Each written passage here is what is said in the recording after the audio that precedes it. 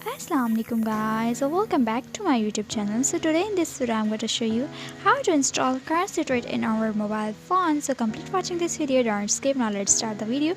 So first of all, open the Chrome browser and search Miss Trigger, and then click on a search option and click on this website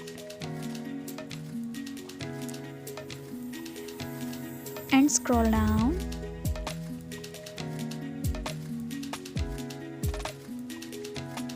And here you see popular post CarX Street APK Android mobile version. So click on it and then new article pop up.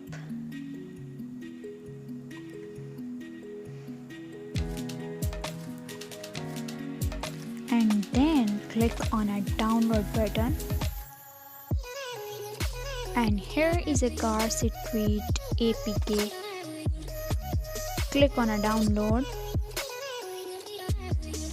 and your CarX Street game downloading starts. So click on a download anyway and click cancel details and see here your CarX Street APK start downloading. So wait for some times. Time also given here, 1 hour left.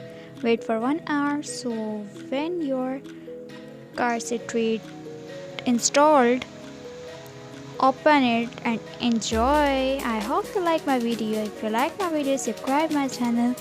Take care. Bye bye.